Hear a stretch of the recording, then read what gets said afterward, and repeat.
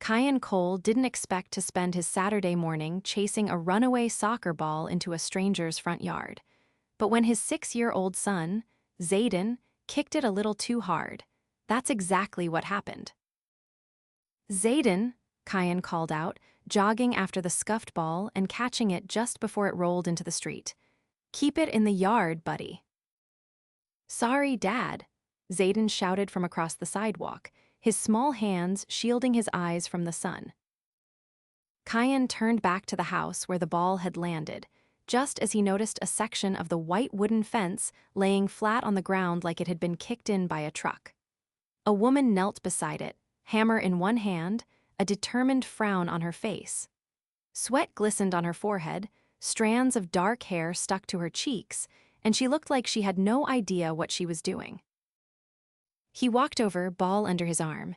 "You, want some help with that?" The woman looked up, startled. Her eyes were a sharp, striking blue. "I'm fine, just figuring it out." "That hammer's upside down," Kian said with a small grin. "No offense." She glanced at the hammer, then sighed. "Right, okay, maybe I'm not fine." He crouched down across from her. "I'm Kian, live 2 blocks that way. My kid's soccer ball just declared war on your yard." She laughed, the tension in her shoulders easing. "Sierra Vale, I just moved in yesterday, and your son has a strong leg."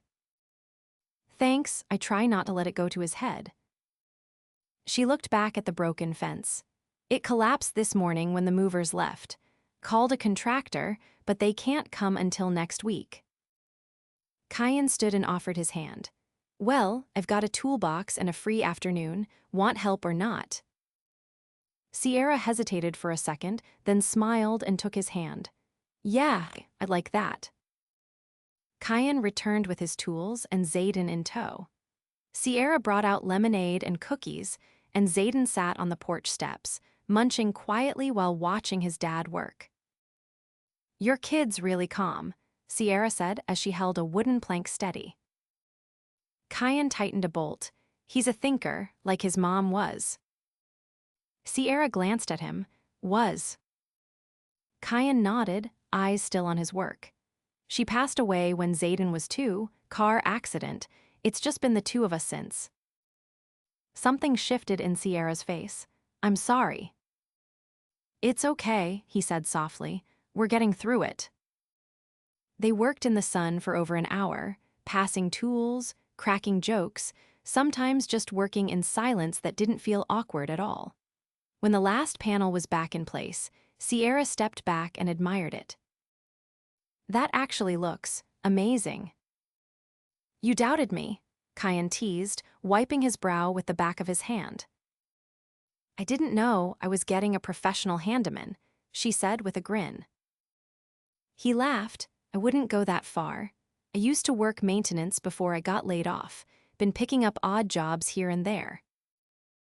She tilted her head. "That explains why you're so good at this." "Yeah, well, building fences is easier than keeping a 6-year-old from jumping off the couch pretending to be a ninja." Zayden perked up at that. "I'm not pretending." Kian chuckled and shook his head. "See." Sierra looked between the two of them, smiling. "You're a good dad." He shrugged. "Try doesn't always feel like enough, but try." There was a moment of quiet. Then Sierra said, "Can I take you both out for dinner, as a thank you?" Kian raised a brow. "You don't have to do that." "I want to. There's a diner 5 blocks over. I passed it earlier. It looked cute." He hesitated. "All right, but only if you let Zayden get a milkshake." "He can get 2. Zayden jumped up. "Yes." The diner was small, cozy, with checkered floors and red leather booths. Kian hadn't been on a real dinner with a woman in years, and he kept reminding himself it wasn't a date. Still, Sierra looked beautiful in a simple tank top and jeans, her smile lighting up the booth. They talked through dinner like they'd known each other longer than a few hours. Zayden told Sierra about his favorite superhero, and Sierra listened like it was the most important story in the world. So what do you do? Kian asked, cutting into his burger. Sierra hesitated. I work in investments, real estate mostly. Nice, like flipping houses. Sort of, she said with a small smile, just on a bigger scale. He didn't press, she seemed guarded, but it didn't feel like dishonesty, just someone not used to talking about herself. By the time they walked back to Sierra's house, the sky had turned golden. Zayden was half asleep in Kian's arms, his head on his shoulder. Thanks for dinner, Kian said softly. Thanks for fixing my fence. He shifted Zayden in his arms. I should get him home. Sierra nodded, but there was something in her eyes like she didn't want the night to end either. Just before he turned to leave, she said, Hey, Kian. He looked back. I'm really glad you chased that soccer ball today. He smiled, me too. Sierra stood on her porch long after he was gone, heart thudding. She hadn't told him the truth not because she wanted to lie, but because she didn't want him to treat her differently. She wasn't just someone who worked in real estate. She owned Vale Global Holdings. She was a billionaire with a penthouse in Manhattan, a private jet, and an empire with her name on every building. But none of that mattered when she was talking to him. Kian didn't know who she really was. And for the first time in her life, she didn't want him to, not yet. Because Sierra Vale, the real Sierra, not the one in Forbes, was quietly, unexpectedly falling for the poor, kind-hearted dad who helped her fix a broken fence. And she had no idea what to do about it. The rain came 3 days later, sudden and uninvited, turning the sidewalks into rivers and the sky into a low, growling beast. Kian shoved a sheet of plywood against the window frame of the small workshop he rented behind a local hardware store, trying to keep the water from seeping in. His shirt clung to his skin, soaked through, but he barely noticed. Tools clattered around him, a half-finished cabinet sat on sawhorses like a lonely relic, and the radio crackled with static. He didn't mind storms, not really, but this one had rolled in like it had something to prove. He glanced at his phone, the screen cracked from a fall weeks ago. No messages, not that he expected any. Except maybe one. He hadn't seen Sierra since the evening at the diner. He'd thought about calling her more than once, but something in her eyes that night told him she wasn't used to people getting too close. So he gave her space. Patience was one thing he'd learned in spades. A sharp knock on the metal door cut through the drumming rain. He opened it to find Sierra standing there, hair plastered to her cheeks, an umbrella forgotten in her hand, her breath visible in the cold air. You're drenched, he said, stepping aside without thinking. She walked in wordlessly, heels tapping against concrete. I didn't plan this well. Not your best strategy, he replied, offering her a towel from a shelf. What are you doing out in this mess? I needed to get out of the house, she said, blotting her face, and I knew you worked here. Hoped maybe you'd still be around. He leaned against the workbench, arms crossed. Something wrong? Not exactly. She hesitated, then looked at him. I wanted to ask you something. His brow lifted. You were going to apply for that foreman position at the new build site on Harlan Avenue, right? He nodded slowly. Yes, why? She stepped closer, her expression unreadable. Don't. His jaw tensed. Is that advice or an order? It's a warning, she said quietly. They've already filled it. They're just keeping the listing up to make it look competitive. Kian stared at her. How would you know that? She didn't answer right away. Her fingers tightened around the towel, then she said, because I was in the meeting where they decided it. I know the project lead. His eyes narrowed. Are you involved with the Harlan build? I have stakes in the property, she admitted, voice low. Kind of a lot. He pushed off the bench. What does that mean exactly? She met his gaze, and for a moment he saw something flicker across her face like a curtain lifting. I own the development company, she said, and then, before he could react, added, I didn't tell you because I didn't want to change how you looked at me.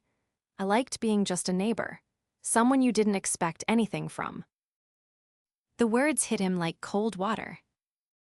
So you've been playing pretend? He asked, voice flat. No, she said quickly, that's not what this is.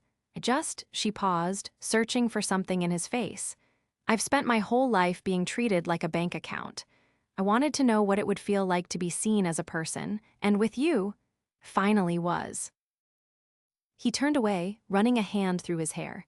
The storm outside thrashed harder. You should have told me. I know. He faced her again, eyes dark. You're a billionaire. She nodded, rain still dripping from her coat. Technically, yes. And you let me pay for dinner with coupons. I didn't care about that, she said. I still don't.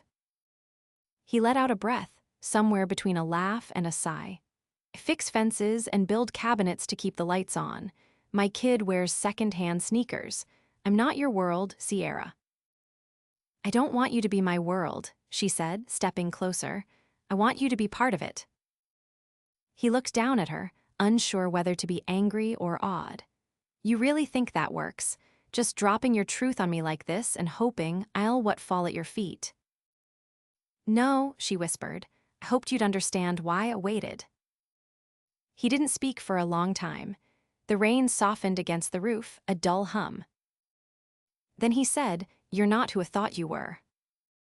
I'm not who most people think I am, she replied. But with you, I didn't have to pretend to be sharp or cold or untouchable.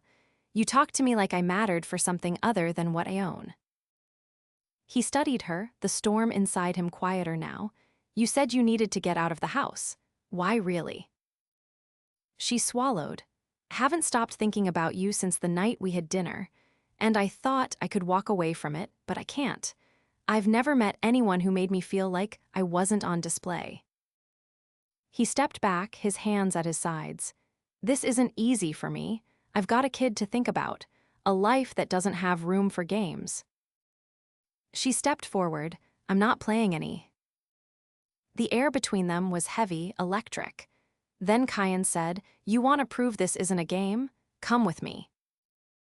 Without waiting for her answer, he grabbed his coat, opened the door, and walked into the rain. She followed. They drove in silence, the windshield wipers struggling against the downpour. Kian's truck rattled over potholes, and Sierra kept her eyes on the road ahead, unsure where they were going. 10 minutes later, he pulled into a small gravel lot outside a worn brick building. The sign read, Bright Futures Community Center. Inside, the ceilings were low, the paint peeling in places. A few kids sat at tables, coloring. A woman with silver hair gave Kian a warm smile. You're early, she said. Change of plans, he replied. Is there a room we can use? She nodded and waved them toward a hallway. They stepped into a classroom filled with mismatched chairs and a broken whiteboard. Kian leaned against a desk. I volunteer here, he said, twice a week. Some of the kids don't have much. I teach them how to use tools, build things with their hands, give them something that feels solid. Sierra looked around. Why show me this? Because this is my world, he said. It's not glamorous, but it's real. And if you want to be in my life, you need to understand what that means. I do, she said softly.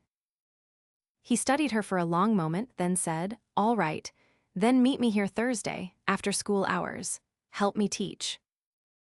She blinked. What? You want to be part of it, prove it. She straightened. Okay, I will. They left the room together, the door closing behind them with a soft click. Outside, the rain had stopped. Neither of them said it aloud, but something had changed, not just revealed but earned. And Sierra knew then, with startling clarity. She wouldn't run from this. Not this time. Sierra leaned over the long wooden table, carefully aligning the corners of a paper template with the edge of a pine board. Her nails, usually manicured to perfection, were now trimmed short and dusted with sawdust. Across from her, a boy with a mop of curly brown hair watched her every movement. "Like this?" he asked, mimicking her hands. "Exactly," she said, tapping the pencil into his palm. "Now trace it, don't rush."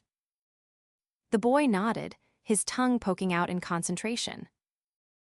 Kian leaned against the doorframe, arms crossed, watching the scene unfold. The laughter and banging from the other side of the room faded behind the soft determination in Sierra's voice. Most people who stepped into this classroom for the first time moved cautiously, unsure of what to do.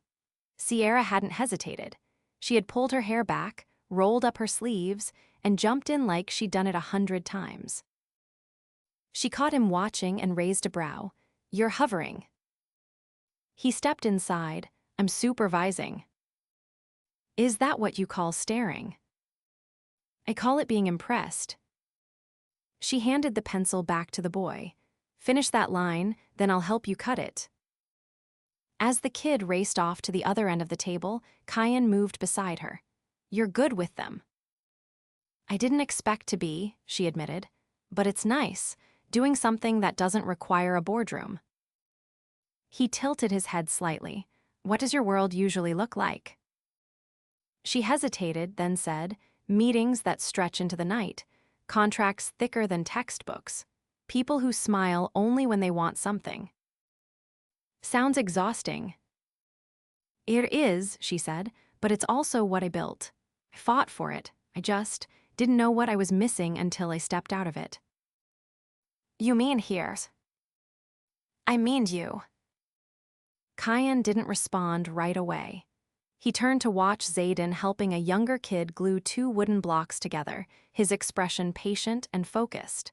Then he said, "You ever think about leaving it?" "The company." He nodded. "I couldn't," she said. "Not completely. Too many people depend on me, but I've been thinking about shifting things, creating room for something else."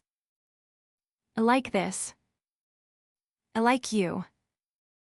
The answer landed between them, simple and unflinching. Kian took a step closer. "You're serious?" "I've never been more." Before he could reply, an older woman called out from the other side of the room. "Kian, you've got a visitor."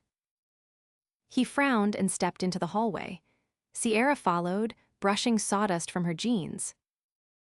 A tall man in a sharply tailored coat stood near the entrance, his gaze sweeping the room like it was a curiosity. He didn't look like he belonged in a place with scuffed floors and chipped paint. "Miss Vale," he said, catching sight of Sierra, "I've been trying to reach you." Kian looked between them. "Friend of yours." The man didn't offer a smile. "I'm her COO. We have an urgent matter." She stiffened. "This isn't the time, Patrick."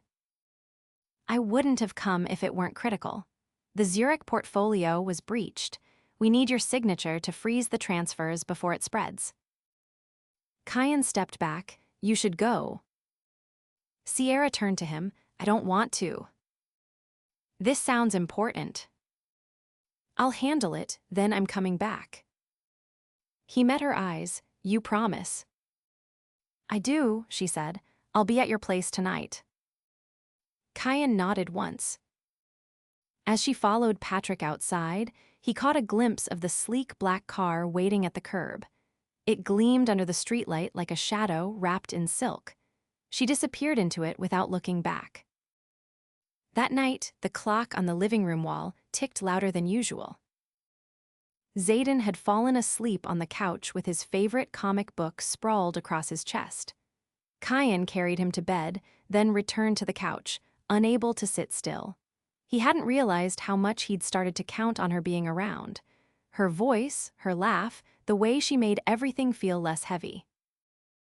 When the knock finally came, it was nearly midnight. He opened the door to find Sierra standing there, heels in one hand, blazer gone, hair wild from the wind. "You're late," he said, though there was no anger in his voice. I know. She stepped inside. It took longer than I expected. Legal teams, security audits, all the usual chaos. But I kept thinking about this place. He closed the door behind her. You look like you've been through hell. Only half of it. She dropped her heels by the door. I was in a boardroom at 10 p.m., arguing with a man who once told me I'd never be taken seriously because I refused to wear gray suits. He raised a brow. Did you fire him? Not yet, but I drafted the paperwork. Kian walked into the kitchen and poured 2 glasses of water, handed her one. Thanks, she said, drinking deeply. He leaned against the counter. Why are you really here? I couldn't sleep, she said, not without seeing you. You sure it's not just adrenaline from destroying your enemies? She laughed, that's part of it. Then her face softened, but mostly it's you. He set his glass down. You're not what I expected, Sierra. Neither are you. They stood in silence for a long beat. Then Kian said, there's something I want to show you tomorrow. She tilted her head. What is it?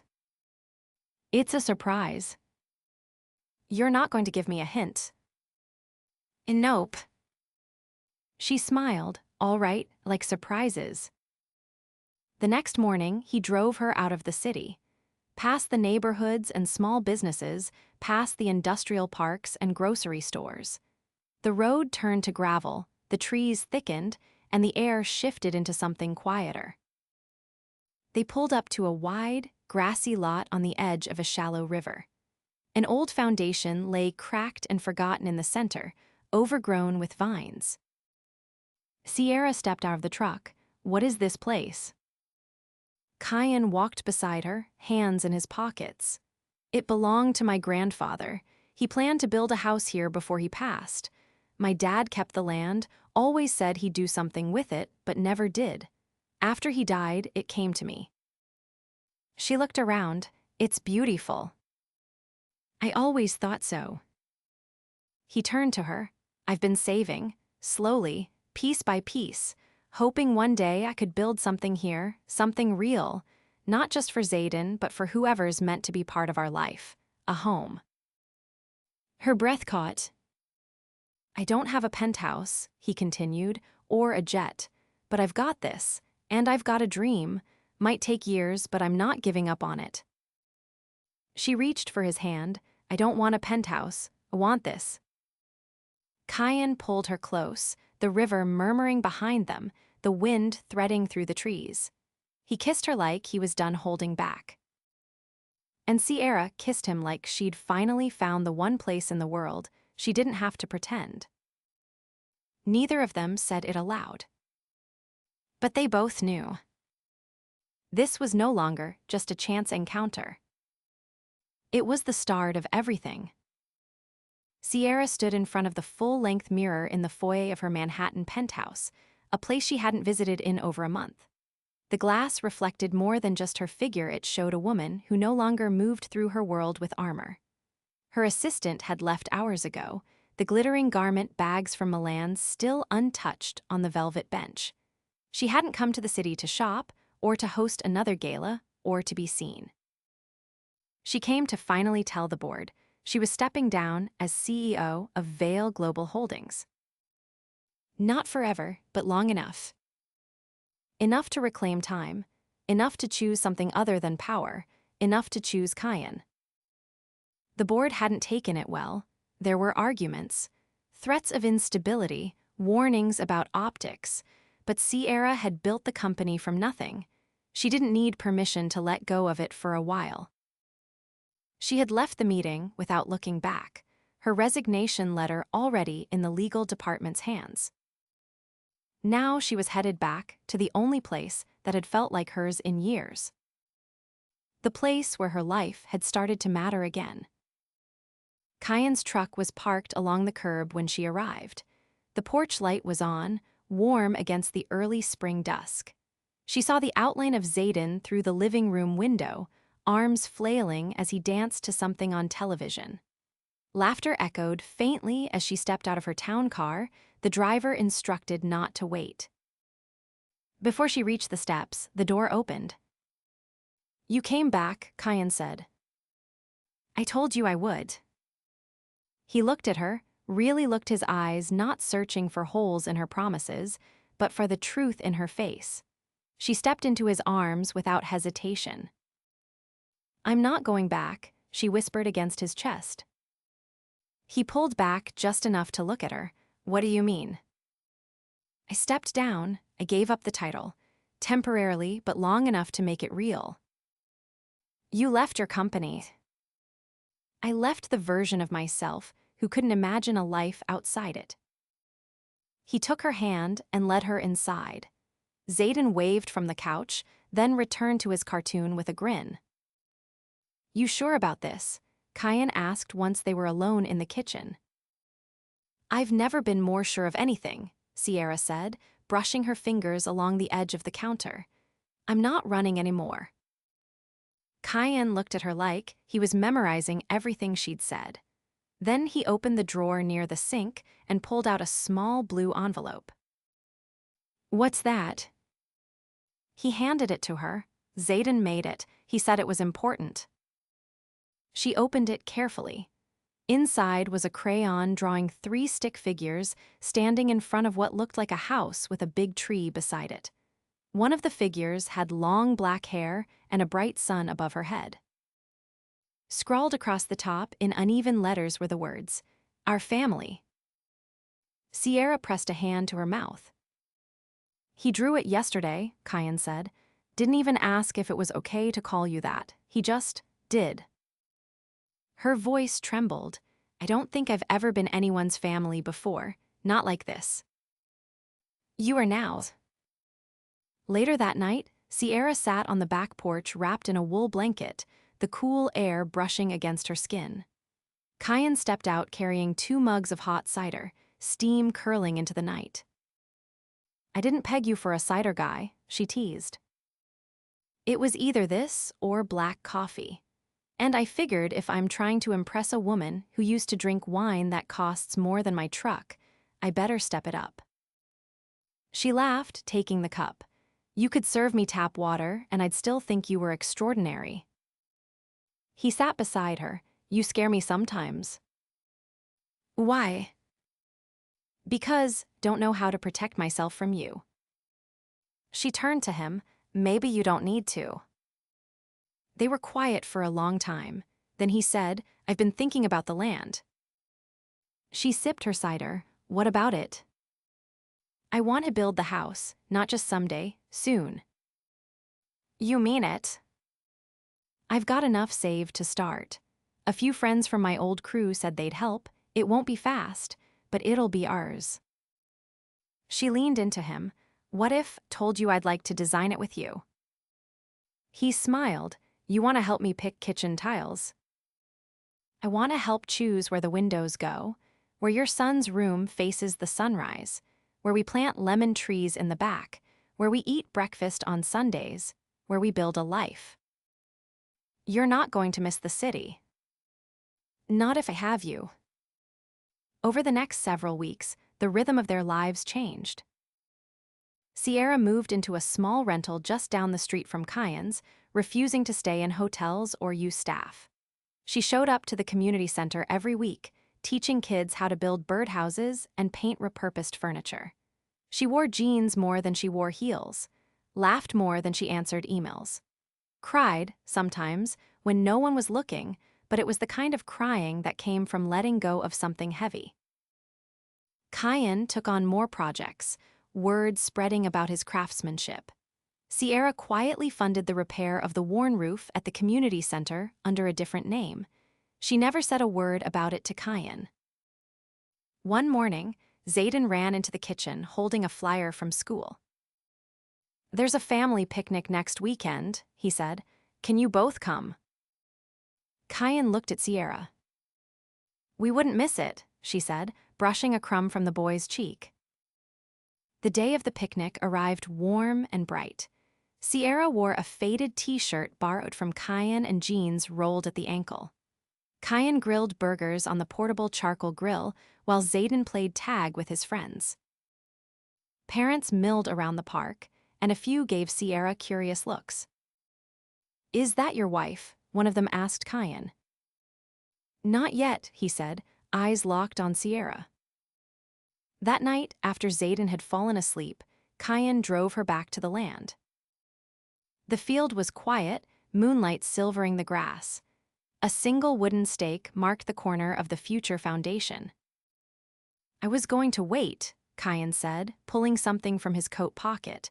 "But then I realized I don't want to waste another day." Sierra froze. He opened the small box. Inside was a ring simple, a single emerald cut stone set in brushed gold. "I can't promise you penthouses or red carpets, but I can promise you a life where you'll never have to wonder if you're loved." Her breath caught. "I want to build a home with you, raise our son, grow old on this land. Will you marry me?" She didn't hesitate. "Yes." He slid the ring onto her finger, and she kissed him like every part of her life had finally come into focus. They stood there in the field, two souls who'd met by chance and chose each other deliberately. And though the world would always remember Sierra Vale as the woman who built an empire, she knew the only legacy that ever truly mattered was the one she'd found in the arms of a poor dad with sawdust on his shirt and a heart big enough to hold her whole world. They didn't need chandeliers or city lights. They had love. And that was everything. The scent of fresh timber clung to the spring air as Sierra stepped over scattered planks and coils of electrical wire. She wore a hard hat 2 sizes too big and a pair of scuffed boots Kian had insisted she borrow. The construction site buzzed with movement nail guns, shouted instructions, and the low hum of a generator somewhere behind the trees. The skeletal frame of their future home stood tall above them now, its outline already casting long shadows across the earth. She ducked beneath a temporary beam and found Kian on a ladder, his jeans torn at the knee, a pencil tucked behind one ear. He was focused, brow furrowed as he measured the alignment of a joint. She paused for a moment, watching him. There was something about the way he moved intentional, grounded, that made her chest tighten in a way she still hadn't grown used to. "You planning to supervise from the ground all day?" he said without turning. "I thought I'd let you impress me with your craftsmanship first." He climbed down, wiping his hands on a rag. "In that case, let me show you something." She followed him toward the back of the lot, where a rough outline of a porch had been traced into the dirt. He pointed to a wooden stake tied with red ribbon. "That's where the swing will go." "A swing." "Zayden's idea," he said. "He wants one big enough for 3 people. Said we need something to sit on when we're old and tired." She touched the ribbon. "He thinks pretty far ahead for a 7-year-old. He gets it from you." Sierra turned, eyebrows raised. "I don't remember being part of the genetics." "You've been part of everything else." He walked toward the truck, returning with a small folded paper. "I found this in his backpack." She unfolded it carefully. It was a drawing, this one more detailed than the last. Crayon lines sketched a 2-story house with a porch, a garden, even a dog. In the corner, 3 stick figures stood holding hands. Underneath it, Zayden had written, "Home." She pressed her lips together. He's already living here in his mind. That's because for him, it's not about walls or floors. It's about what we've built between us. She looked around at the unfinished beams and scaffolding. It's starting to feel real. It is real. He stepped closer, brushing sawdust from her shoulder. "I know we've talked about the future in pieces weekends, the house, the 3 of us, but I want to talk about all of it. Together." She tilted her head. "What do you mean?" "I mean, I want more than just a life beside you. I want one with no lines between mine and yours. No gaps." He reached into his back pocket and pulled out a small velvet pouch. Sierra froze. "You already proposed," she whispered. "This isn't that." He opened the pouch and tilted it into her palm. A delicate gold necklace slid out, its pendant shaped like a key. "I had it made," he said. "It's not to the house, it's for everything else." Her fingers closed around it. "It's beautiful." "It's yours, just like I am." Later that evening, they sat in the grass beyond the construction boundary, watching the sun sink behind the treetops. Zayden ran barefoot through the field, picking flowers and pretending they were rare jungle plants. "Kian," Sierra said after a long silence. He turned his head. "Yeah. I never told you what I used to dream about as a kid." He leaned back on his elbows. "Tell me now." "I used to imagine getting lost, not in a bad way, just disappearing and starting somewhere no one knew my name, where it didn't have to live up to anything." "You don't have to live up to anything now." "I know, with you, I finally feel like I'm allowed to just be." He reached for her hand. "You are." "I don't want a wedding in a ballroom," she said suddenly. He blinked. "You don't." She shook her head. "I want it here, on the porch, with mismatched chairs and wildflowers from the field. I want to walk barefoot to you. I want to hear Zayden laugh while we say our vows." He smiled. "Then that's what we'll do." They began planning that night. Nothing extravagant, no headlines, no press. Just friends, neighbors, and a handful of people who'd seen them become something more than they ever expected. A few months later, the porch was finished. The house still needed paint and flooring, but it stood tall, proud, and full of promise. The sun was warm on Sierra's shoulders as she stepped onto the grass, her white linen dress flowing around her ankles. She held a bouquet of daisies and wild violets, her hair loose and kissed by the breeze. Zayden stood at the edge of the porch in a button-down shirt 2 sizes too big, holding a small book of handwritten vows. Kian waited beneath an arch made from the same wood they used to build the porch, his expression a mix of awe and disbelief. "You look like you belong here," he said as she reached him.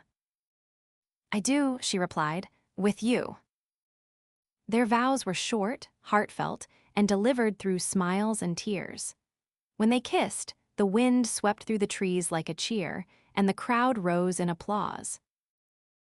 Afterward, they danced barefoot on the grass while Zayden led a conga line of kids holding juice boxes. A local band played from the back of a borrowed truck. Their rings caught the fading sun, gleaming not with wealth, but with something far rarer: peace. As twilight fell, Kian pulled Sierra away from the laughter and music, leading her to the edge of the porch where a lone swing waited. They sat in silence, the wood creaking gently beneath them. He wrapped his arm around her. "You realize this is exactly what Zayden pictured." She leaned into him. "He knew before we did." "He's smart like that." They watched their guests slowly drift away, fireflies blinking between the trees, the sky deepening to indigo. "I never thought love would look like this," Sierra murmured. "Neither did I, but I'm glad it does." She tipped her head toward him. "So what now?" "Now we finish the house. You finish teaching Zayden how to cook without burning toast. Keep building furniture you don't really need." She laughed, "And after that?" "After that, we grow old here." He reached for her hand and placed it over his heart. "This," he said, "was always meant to be ours." She kissed him under the stars, her heart full in a way no empire had ever made it. And for the first time in her life, Sierra Vale didn't just feel powerful. She felt home,